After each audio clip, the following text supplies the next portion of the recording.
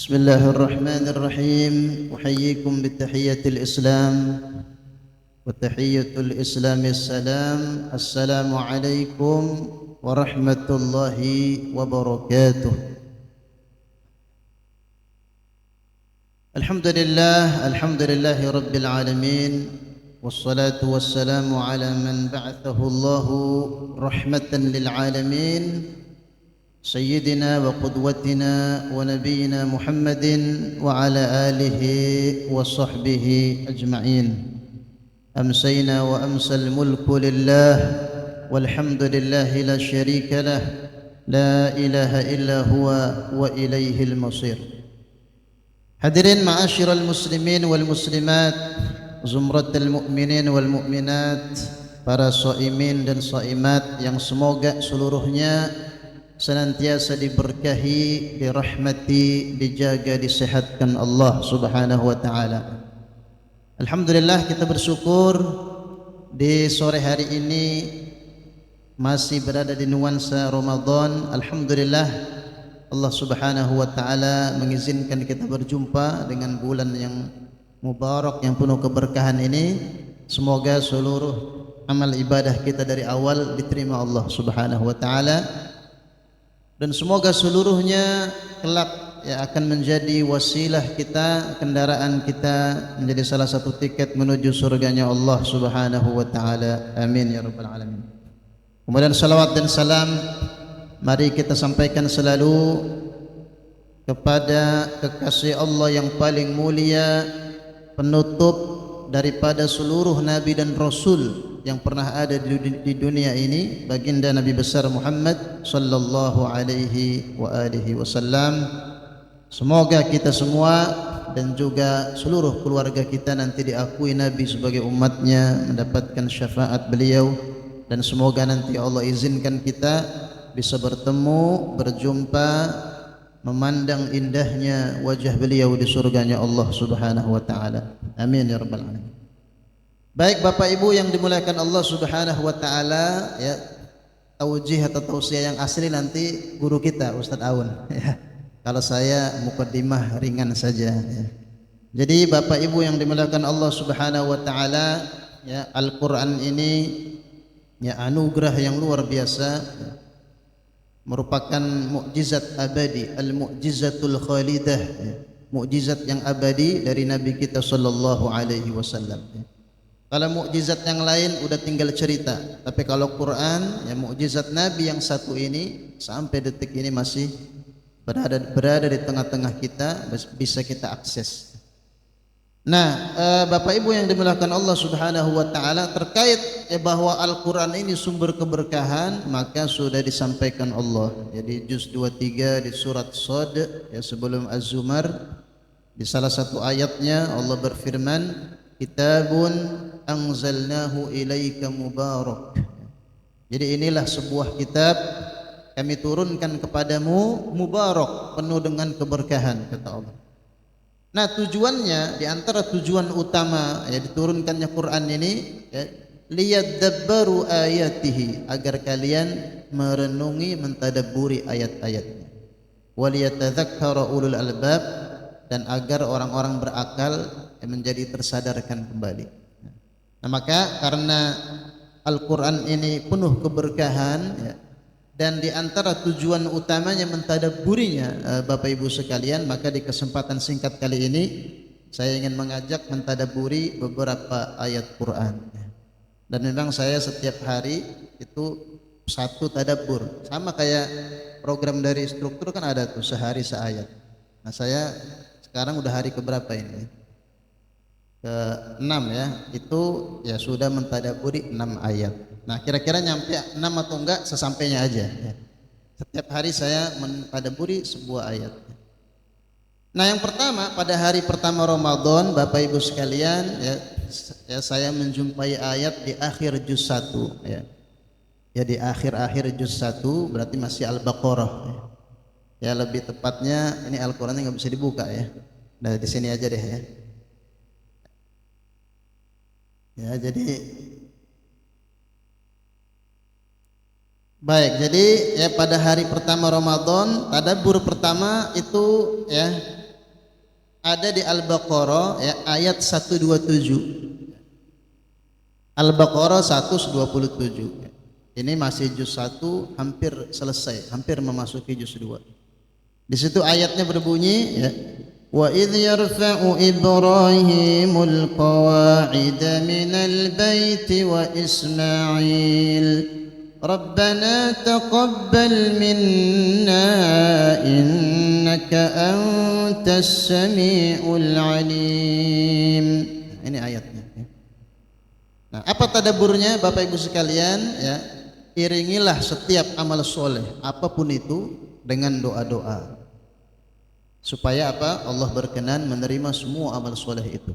Di ayat ini ada amal soleh nggak? Ada. Jadi kata Allah, ingatlah ketika Ibrahim dan putranya Ismail, keduanya itu merenovasi, meninggikan kembali, memperbaiki kembali pondasi Ka'bah.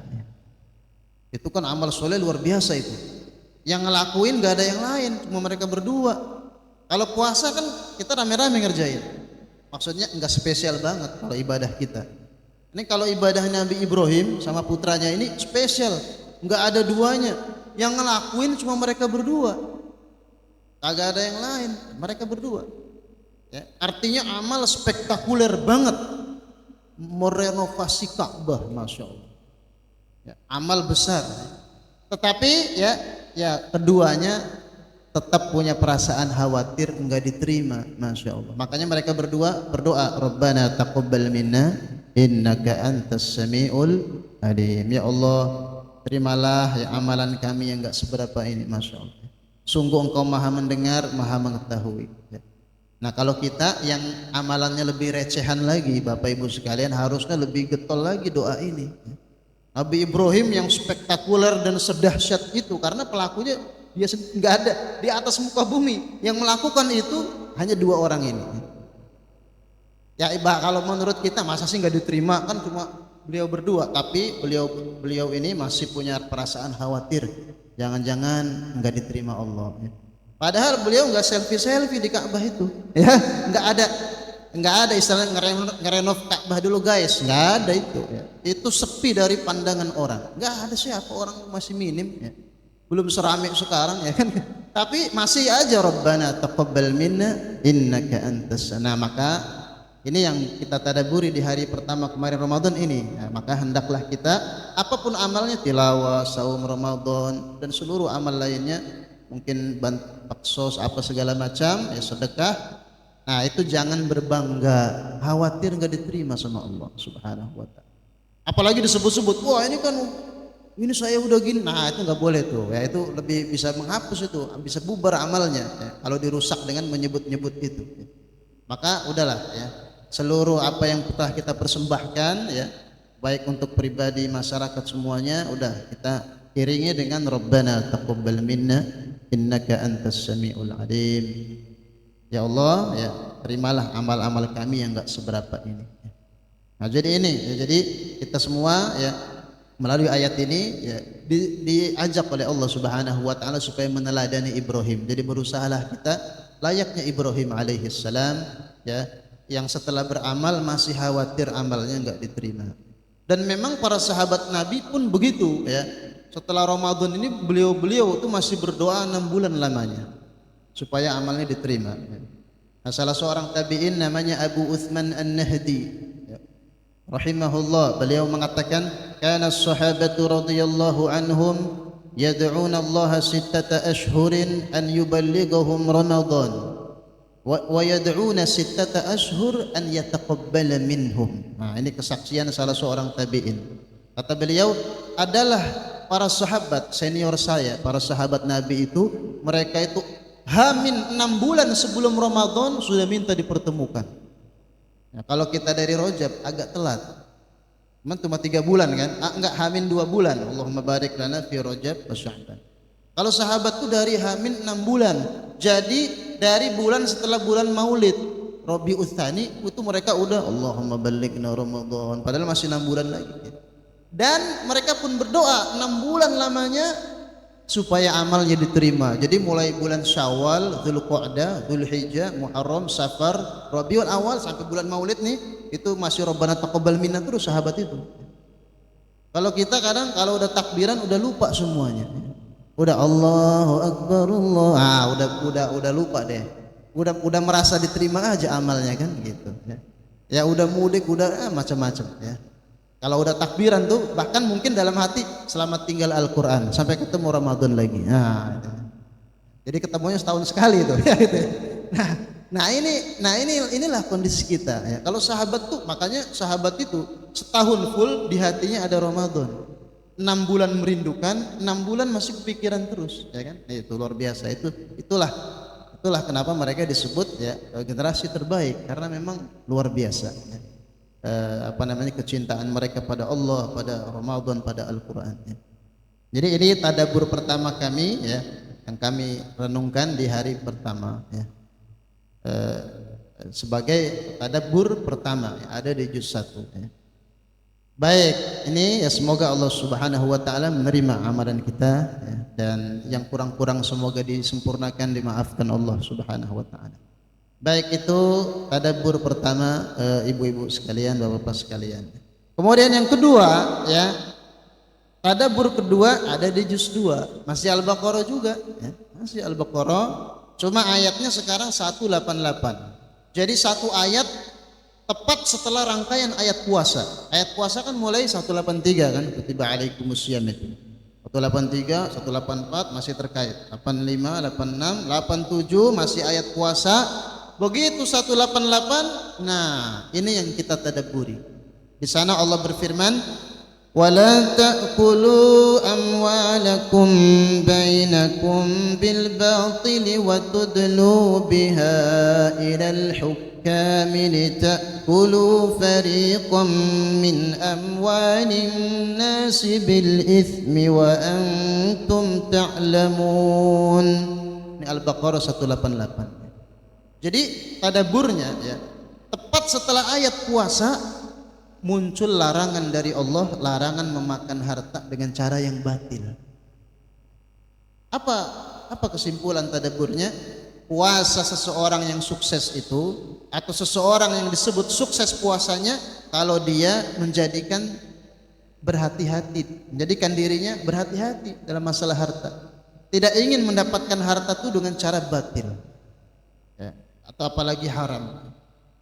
Kalau ayatnya kita baca di situ ya, setelah ayat puasa kutiba alaikumusiyam syahrul ramadhan alladzi, terus langsung ada larangan, wala taqulu amwalakum, kata Allah, janganlah kalian saling memakan harta di antara kalian ya bil batil, dengan cara yang batil yang tidak disukai Allah ya. Dengan cara sikut menyikut, cakar mencakar sama saudaranya. Ya kan? Itu.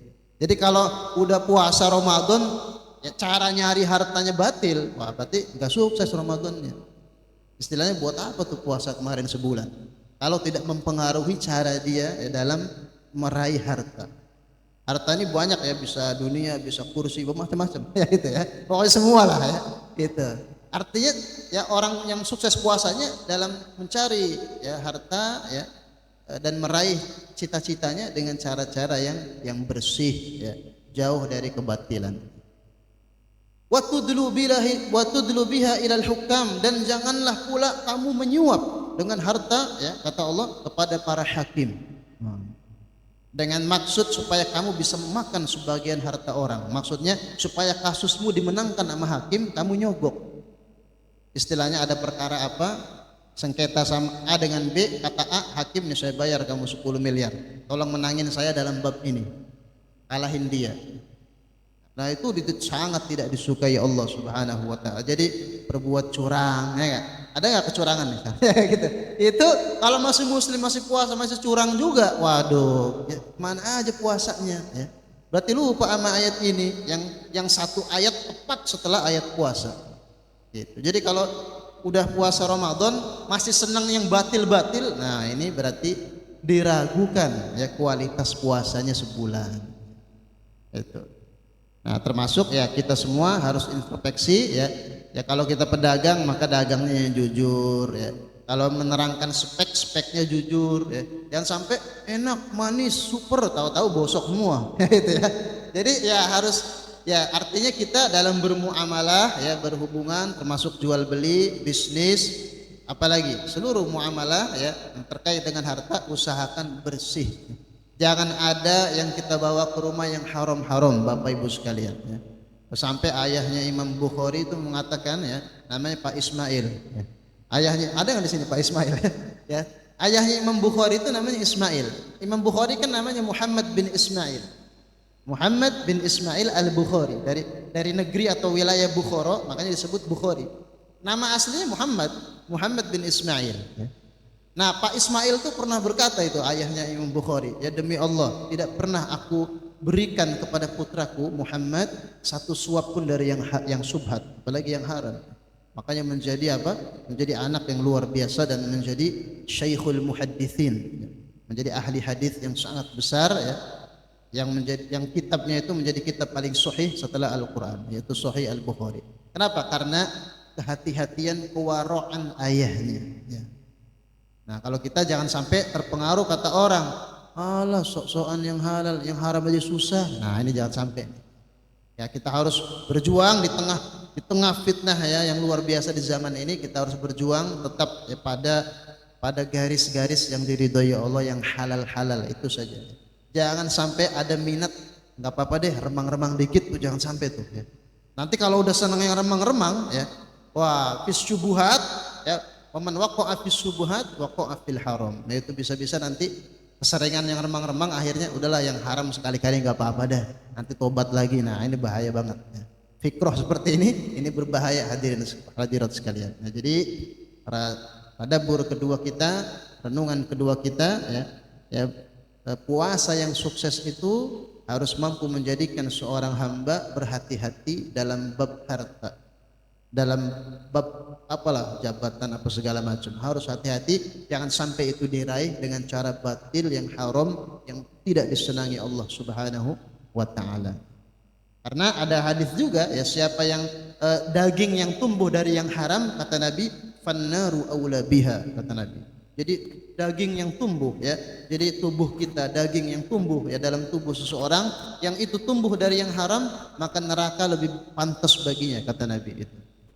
Maka mari kita berhati-hati ya, mari kita meningkatkan rasa takut kita ya kepada Allah Subhanahu wa taala, supaya ya kita ini ya mengkonsumsi atau meraih harta dengan cara-cara yang halal. Kalau sekarang banyak yang enggak benar, ya memang sudah disabdakan Nabi. Jadi dalam hadis Sahih Bukhari, Nabi bersabda, la ya'tiyanna 'alan nasi zamanun la yubalil mar'u min abima akhadhal mal am min halal am min haram, kata Nabi. Benar-benar nanti akan datang suatu zaman ya, di tengah manusia di mana orang-orang tidak peduli lagi dari mana dia mengambil hartanya, apa dari yang haram, apa dari yang haram, apa dari yang halal. Nah kita berusaha tidak seperti ini. Kalau ini pasti udah terjadi di zaman kita ya. Pokoknya segala macam cara apa, yang penting tujuan tercapai dilakukan. Nah ini pemikiran ini sangat berbahaya ya. Baik, ini tadabbur dan renungan atau oleh-oleh tadabbur pada hari yang kedua, Bapak Ibu sekalian. Ya, semoga kita semua, keluarga kita dilindungi dari yang batil-batil, ya, dilindungi dari yang haram. Ya. Semoga yang masuk ya ke rumah tangga kita hanya yang halal-halal saja, yang diridhai Allah Subhanahu wa taala. Enggak apa-apa sedikit, yang penting halal berkah, diridhai Allah Subhanahu wa taala. Baik, kemudian pada hari ketiga ya tadabbur juga ya. Sekarang sudah pindah ke surah Ali Imran ya. Ali Imran 185. Ali Imran ya, ayat 185.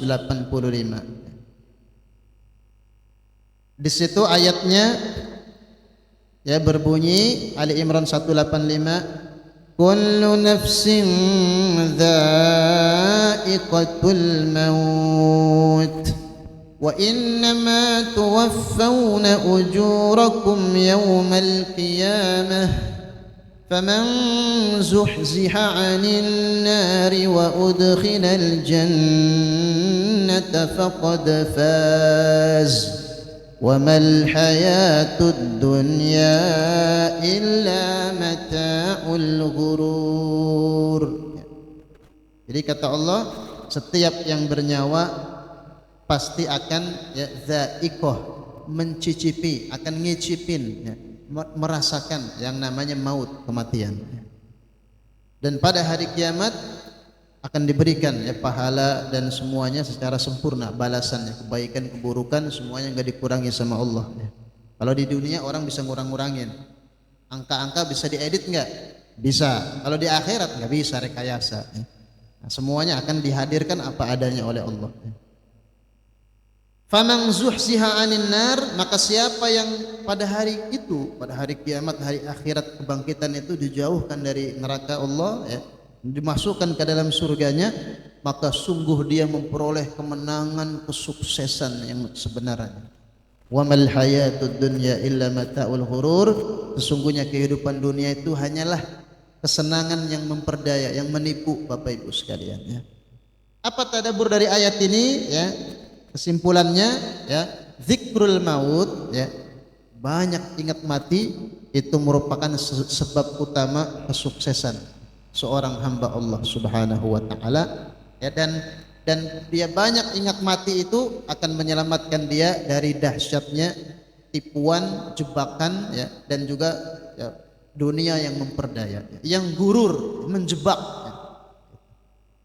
Jadi Bapak Ibu sekalian ya, di Ramadan ini penting juga kita zikrul maut ya. Ya, kita lihat berapa banyak ya, orang yang kita kenal, saudara kita yang tahun kemarin masih hidup, Ramadan ini sudah tidak ada ya. Atau di awal Ramadan dipanggil Allah Subhanahu wa taala. Jadi sekeliling kita menjadi pengingat ya, bahwa kita juga akan sampai pada gilirannya. Dan orang yang banyak mengingat kematian ini ya, insya Allah hidupnya lebih lurus Bapak Ibu sekalian. Karena rata-rata penyimpangan, penyelewengan ya, orang jauh dari Allah karena sedang lupa dengan mati ya. Itu koruptor itu ya, ngembat duit rakyat itu pasti dia lagi lupa dengan kematian. Pokoknya semua penyelewengan ya, semua kedurhakaan ya, hal-hal yang tidak disukai Allah terjadi, bisa dipastikan pelakunya sedang tidak ingat kematian. Tapi kalau orang ingat mati, insya Allah hidupnya lebih hati-hati, lebih mawas diri ya. Dan itu dicontohkan oleh Sayyidina Umar. Sayyidina Umar sebagai khalifah ya, sebagai pemimpin negara, di tangannya punya cincin beliau ya. Memang Rasulullah juga ada cincinnya, makanya pakai cincin itu ya, kalau niatnya ittiba sunnah. Cuma saya nggak pakai nih. Nggak tahu Ustaz Mukhlis pakai cincin nggak nih? Nggak juga, sebetulnya cincin itu dipakai oleh Rasulullah ya. Kemudian oleh khalifah juga pakai cincin ya. Nah Umar itu, Sayyidina Umar radhiyallahu anhu punya cincin ya, di cincinnya ada tulisan atau ukiran tertulis kafa bil mauti wa idzan, itu cukuplah kematian menjadi penasehat Umar ya. Jadi kalau presiden Indonesia kayak gini, waduh solehnya kayak begini, waduh barokah banget Indonesia ini ya. Ya, seandainya pemimpinnya zikrul maut terus seperti Umar, itu amanah banget. Makanya Umar, karena Umar cincinnya itu, setiap lihat cincin kan ingat mati terus Umar itu ya. Makanya Umar itu terkenal ya, saya tidak ingin ya ada keledai atau kuda atau unta yang terpeleset, terperosok gara-gara jalanan rusak di zaman saya memerintah. Itu kan Umar kan gitu masyhur ya. Makanya di zaman Umar semua diperbaikin ya. Jangan sampai ada jalanan enggak layak, lubang yang kalau malam-malam motor ke situ nggak bisa mental itu ya. Nah Umar tidak mau. Kenapa Umar luar biasa itu ya, amanah ya, menjaga amanahnya karena selalu ingat dengan kematian ya. Nah maka ya, orang yang banyak ingat maut insya Allah menjadi orang yang selamat, yang sukses ya, yang diberkahi Allah Subhanahu wa taala, dan gak akan tertipu ya dengan dunia yang fana ini ya. Hampir seluruh keributan di dunia ini Bapak Ibu sekalian ya, seluruh persengketaan, permusuhan, apalagi cekcok, itu rata-rata sebabnya dunia semua itu.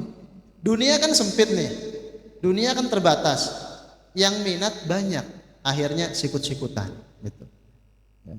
Jadi seluruh sebab ya kerusakan, kemudian sampai peperangan segala macam, itu kan salah satunya ya ingin mendapatkan dunia. Nah dunianya terbatas, yang pengen banyak, akhirnya mau nggak mau ya cakar-cakaran. Ibarat orang mau masuk lift kapasitas 10, yang mau naik 20, wah itu ada yang keinjek, ada yang kesikut, macam-macam. Seperti itulah tabiat ya orang-orang yang lupa dengan kematian, yang ada di benaknya tuh dunia gitu aja. Akhirnya sikut-sikutan sama saudaranya gitu. Tapi kalau yang diperebutkan rahmat Allah ya, yang diperebutkan maghfirah Allah, itu luas. Inna rabbaka wasi'ul maghfirah. Sesungguhnya Rabbmu, Tuhanmu luas maghfirahnya, luas rahmatnya. Nah kalau yang luas-luas yang banyak begini, persediaannya direbutkan, nggak akan cekcok. Ya rahmat Allah luas, yang minat sedikit. Kira-kira sikut-sikutan nggak bakal lah. Ya. Antara ya yang diperebutkan dengan mau merebut, ya banyakkan ketersediaan yang diperebutkan, nggak akan terjadi cekcok. Ya. Maka kita ya orang-orang yang banyak zikrul maut, maka yang ada di benaknya, udahlah, yang penting saya dirahmati Allah, begitu aja pikirannya. Yang penting saya dapat rahmat, dapat maghfirah Allah. Nggak apa-apa kalau bagian dunia bab ini nggak dapat, ya dia yang dapat, nggak apa-apa. Yang penting saya ya diberi maghfirah oleh Allah Subhanahu wa taala. Makanya Nabi Sulaiman juga gitu. Ya, yang ada di benak beliau, yang penting saya diampuni. Makanya di surat Shad itu ada doa Nabi Sulaiman. Ya. Di sana Nabi Sulaiman berdoa, Rabbighfirli wa habli mulka. Ya. La yanbaghi li ahadin minal alamin. Ya Allah, berikanlah saya ampunan ya Allah, kemudian berikan saya kerajaan. Nah, jadi antara minta ampunan sama kekuasaan, didahulukan ampunan dulu sama Nabi Sulaiman. Kenapa? Ya apa artinya punya kerajaan kagak diampuni sama Allah ya. Mendingan saya diampuni. Tapi akhirnya dikasih semua sama Allah ya. Akhirnya dikasih semua sama Allah Subhanahu wa taala ya. Karena memang kalau orang udah diampuni, sudah lebih bersih, itu lebih mudah mencapai keinginannya, ya, mencapai cita-citanya. Jadi hadirin sekalian, Bapak Ibu sekalian, jadi inilah tadabbur ketiga ya. Jadi zikrul maut itu ya penting untuk selalu ada dalam hidup kita, supaya kita enggak kebablasan, supaya ngerem ya, supaya mawas diri dan hati-hati ya, dan tidak ya, melanggar apa-apa yang dimurkai Allah Subhanahu wa taala. Baik, itu ya tadabbur ketiga. Kemudian ya mungkin kita 5 saja.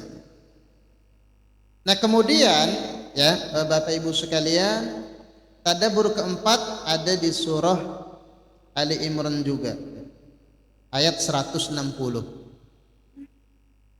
Kata-kata Allah di ayat itu, Ali Imran 160, Iyansurkumullahu fala ghaliba lakum wa iyakhzulkum faman dzalladzi yansurukum min ba'dih wa 'alallahi falyatawakkalul mu'minun. Jadi kata Allah, iyansurkumullah, jika Allah udah menolong kamu ya, jika Allah sudah turun tangan menolong kamu, fala ghaliba lakum, enggak ada yang bisa ngalahin kamu, kata Allah. Wa iyakhzulkum, tapi kalau Allah membiarkan kamu sendirian, istilahnya kamu dibiarin sama Allah, enggak diurusin sama Allah, udah kamu saya biarin aja deh, enggak diopenin, enggak dipeduliin sama Allah Subhanahu wa taala, faman dzalladzi yansurukum min ba'dih, lalu siapa yang bisa menolong kalian? Wa 'alallahi falyatawakkalul mu'minun, maka hendaklah kepada Allah saja orang-orang beriman bertawakal. Nah, tadabbur dari ayat ini Bapak Ibu sekalian, kemenangan itu hanya memang dari Allah Subhanahu wa taala. Maka tugas kita memantaskan diri supaya layak ditolong Allah Subhanahu wa taala. Itu aja, itu yang penting ya. Kalau Allah udah tolong, enggak ada yang bisa ngalahin ente ya. Nah, berarti tugas kita memantaskan diri, pantas nggak ditolong Allah, nah, begitu. Kalau Allah udah nolong, nggak ada yang bisa mengalahkan. Nah, jadi ini Bapak Ibu sekalian ya, tadabbur keempat ya, kita harus sadari kemenangan, kekuasaan, kerajaan, semualah ya, itu ya adalah di tangan Allah. Memang murni haknya Allah ya. Makanya ayat lain, qulillahumma malikal mulk tu'til mulka man tasya. Allah berikan kekuasaan pada siapa yang dia mau ya, dan seterusnya. Nah, tugas kita memantaskan diri. Bisa jadi masih ditunda karena Allah masih sayang. Nanti deh kamu kurang dikit lagi nih, kurang beberapa item, nanti kalau udah siap kita tolong, bisa begitu ya. Jadi kalau orang beriman tetap berharap yang terbaik kepada Allah, bertawakal, berserah diri ya. Semua yang mungkin terasa tertunda bisa jadi ya karena Allah masih sayang sama kita, masih sayang sama hambanya. Allah tahu ini kayaknya belum pas nih sekarang, nanti aja deh beberapa waktu kemudian. Nah seperti itu. Dan masalah kayaknya kapan menang itu dirasakan oleh sahabat. Sahabat kan sampai mata nasrullah ya, itu ya. Mata nasrullah, sampai sekelas sahabat aja yang dididik oleh Rasulullah itu seperti kapan sih kagak menang-menang nih, kita kan orang baik ya, kita kan orang bukan orang zalim, kok kayaknya begini-begini aja. Tapi ya tetap aja ya Allah memberikan kabar ala inna nasrullahi qarib. Jadi tugas kita adalah memantaskan diri ya, sambil evaluasi kira-kira apa yang kurang, apa yang ini, cara apa yang sepertinya kemarin mungkin kurang disenangi Allah, atau hal apa yang lain yang mungkin kemarin belum terkerjakan. Nah itu yang menjadi evaluasi kita, dan kita berusaha ke depan ya memantaskan diri agar pantas ditolong Allah Subhanahu wa taala. Karena memang itu semua betul-betul murni haknya Allah ya. Dan yang orang berpuasa itu bukan berarti menang, Bapak Ibu sekalian ya. Ashabul Ukhdud itu kan ya, semuanya mati semua ya. Ashabul Ukhdud semuanya orang beriman, nggak ada yang tersisa, semuanya dimasukkan, dibakar ke parit. Tapi apakah mereka kalah? Enggak, mereka tetap mulia, tetap menang ya, di sisi Allah Subhanahu wa taala, dan mereka menjadi orang-orang yang dekat dengan Allah Subhanahu wa taala. Baik, kemudian tadabbur kelima ya Bapak Ibu sekalian ya. Dan mungkin yang terakhir karena udah mau jam 4 ya. Udah mau jam 5 ya. Ya. Nah, ini karena Ramadan ini ya. Nah, tadabbur hari kelima ya, itu kita sampai pada An-Nisa 142. An-Nisa 142. Di sana Allah Subhanahu wa taala ya menyebutkan sebagian ciri orang munafik. Kata Allah, innal munafiqina yukhadi'una Allah wa huwa khadi'uhum wa idza qamu ila sholati qamu kusala yura'una an-nasa wa la yadhkuruna Allah illa qalila. Nah, di ayat kelima ini atau di hari kelima kemarin dan termasuk tadabbur terakhir kita sore ini, di antara ciri orang munafik kata Allah, pertama ya, idza qamu ila sholati qamu kusala. Kalau ada panggilan sholat malas-malesan itu. Nah, maka kita evaluasi lagi nih, apakah ini yang menunda, yang membuat Allah belum menolong atau apa? Kira-kira kita kalau ya ada as-shalah, kalau ada panggilan as-shalat seperti apa? Apa sergap ya, apa gercep, apa enggak ya. Nah ini evaluasi ada di kita ya. Dan Ramadan ini momen untuk memperbaiki sholat kita ya. Kalau bisa Ramadan ini 150 sholat berjamaah semua gitu. Ramadan kan anggaplah 30 hari, 5 kali 30 150. Kalau bisa target 150 sholat berjamaah kagak pakai masbuk satupun. Wah itu dahsyat itu. Karena orang munafik itu kalau bab sholat dia ogah-ogahan ya, qamu ila sholah qamu kusala, malas-malasan, tar aja deh belum qomat dan sebagainya ya. Nah maka kita yang hadir di sini ya harus menyelisihi ya ciri-ciri ini. Kita harus terdepan ya. Kita harus terdepan dalam masalah sholat, dalam panggilan Allah ya, hayya 'alas sholah harus menjadi yang utama dalam hidup kita. Kalau udah sholat semuanya kalah, kira-kira begitu. Dan memang ya Nabi juga sudah memberikan janji luar biasa ya. Bahkan Nabi menyebutkan angka definitif tuh. Dalam hadis yang sahih Nabi bersabda, "Man shalla lillahi arba'ina yauman." Kata Nabi, barang siapa yang menjaga salatnya 40 hari berturut-turut. Nah, nih 40 hari berturut-turut ya. Yudrikut takbiratul ula, dan dia selama 40 hari berturut-turut itu selalu mendapati takbiratul ula, takbiratul ihram. Artinya dia join, dia gabung ke dalam sholat itu waktu masih rakaat pertama. Ada ulama yang menafsirkan gitu, ada yang menafsirkan sebelum imam baca Fatihah. Jadi setelah takbir mungkin dia nggak ikut, cuma masih qomat kamit baca iftitah. Sebelum imam bismillah al-fatihah dia udah join. Nah, maka dia masuk hadis ini. Nah, siapa yang 40 hari berturut-turut sholatnya model begitu dan pasti nggak masbuk, nggak ada nambah kalau imam salam dia bangkit, nggak ada. Pokoknya bareng imam terus. Maka kata Nabi, orang yang model begini kutibalahu baro'atan, ditulis untuknya 2 pembebasan, baro'atun minan nar wa baro'atun minan nifaq. Dia terbebas dari neraka dan terbebas dari kemunafikan. Ini. Nah, artinya kalau 40 hari berturut-turut berarti 200 sholat full. Oh, ini wirid luar biasa. Kalau Ramadan 30 hari tambah Syawal 10 hari. Pada mudik semua ya kan, sholatnya di rest area. Makanya kalau bisa melakukannya pas Syakban akhir. Nah, jadi akhir Syakban udah mulai Ramadan full, jadi 40 hari kita dalam hidup kita pernah mempraktekkan hadis ini. Oh, itu luar biasa. 40 hari sholat berturut-turut kagak pakai masbuk, kutibalahu baro'atan, dicatat untuknya 2 buah pembebasan, 1 pembebasan dari neraka, ya. Artinya fulan aman dari neraka, kira-kira begitu, udah distempel, fulan aman. 1 lagi ya terbebas dari kemunafikan. Karena orang munafik kalau sholat malas-malasan, ya, ogah-ogahan, bahkan ang sholatihim sahun, mengundurkan dari waktunya. Nah ini ya, maka kalau sempat terjadi begitu kemarin-kemarin, maka mari ya saya mengajak diri saya ya dan hadirin hadirat sekalian, mari kita perbaiki sholat-sholat. Kemudian yura'unan nas, kalaupun sholat orang munafik itu yura'unan nas, nggak enak sama manusia. Kalau zaman ayat ini turun nggak enak sama Rasulullah. Makanya orang munafik kalau sholat yang siang yang terang-terang hadir dia. Tapi kalau subuh sama isya kan gelap tuh, belum ada penerangan, kagak hadir dia. Nggak kelihatan sama Nabi kan gitu. Jadi memang orang munafik ini kalaupun sholat itu bukan karena Allah, karena penglihatan manusia. Nah kita juga harus hati-hati, jangan sampai sholat kita nggak enak sama istri, itu jangan sampai itu. Nggak enak sama anak tuh kan berarti kan sama karena manusia. Wah nggak enak nih masih tinggal sama mertua, sholat masih numpang sama mertua, takut kelihatan. Nah itu semuanya karena manusia semua. Kalau ada begitu berarti sebagian bibit kemunafikan masih ada dalam diri kita.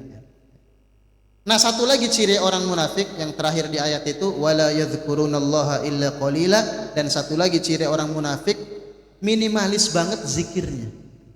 Jadi pelit zikirnya. Dan tidaklah mereka mengingat Allah kecuali sedikit sekali gitu. Nah maka kita harus melawan ya harus melawan hal ini. Jadi kita harus menjadi orang yang paling banyak berzikir ya. Apakah tasbihnya, apakah tahlil, apakah tahmid, atau digabung semuanya, subhanallah alhamdulillah itu. Nah, karena ayatnya juga di Al-Ahzab itu ya ayyuhalladzina amanu dzkurullaha dzikran katsira. Jadi di tengah perang Ahzab ini kan, surat Al-Ahzab kan perang ini, perang Khandaq, perang Ahzab. Ada perintah berzikir yang banyak itu. Sebagaimana di Al-Anfal juga sama ya, idza laqitum fi'atan fadhbutu wadhkurullaha katsira. Jadi memang ya modelnya para sahabat, tabi'in, orang generasi terbaik dalam melawan musuh ya, dalam melawan syaitan, musuh-musuh, dan di tengah pertempuran itu banyak zikir. Nah orang-orang munafikin itu minim zikirnya ya. Nah kalau kita ya berusahalah ya membuat target di Ramadan ini, misalnya sehari saya mau tasbih 1000 kali minimal gitu. Jadi itu ya insya Allah akan membuat kita melawan ya, sifat-sifat munafik yang minim sekali zikirnya. Kalau sahabat Nabi, waduh zikirnya luar biasa ya. Misalnya Abu Hurairah ya, disebutkan Imam Ibnu Katsir dalam kitab Al-Bidayah wan Nihayah, kata Imam Ibnu Katsir, kana Abu Hurairah ya yusabbihu kulla yaumin 12,000 tasbihah. Sehari tasbihnya Abu Hurairah 12.000 kali tasbih. Subhanallah. Itu 12.000 kali.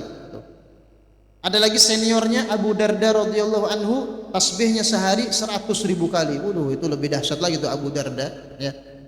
Saudara dipersaudarakan sama Nabi dengan Salman. Nah Abu Darda itu sehari tasbihnya 100.000 kali. Masya Allah ya. Jadi subhanallah, itu enggak sempat ngomongin orang itu. Nah kita terjerumus pada dosa ngomongin orang karena nganggur lidahnya gitu.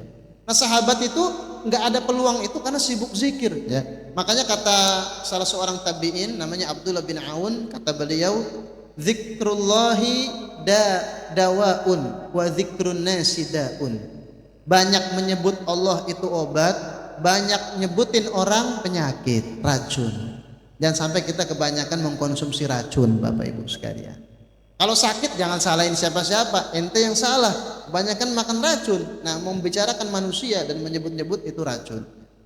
Kalau disebutin banyak-banyak sakit. Nah, maka udahlah, sebutlah nama Allah di Ramadan ini, usahakan ya zikrullah menjadi salah satu menu yang paling utama, karena menurut Ibnu Qayyim ya, kata beliau, seluruh ibadah itu yang paling afdol, yang paling banyak zikirnya.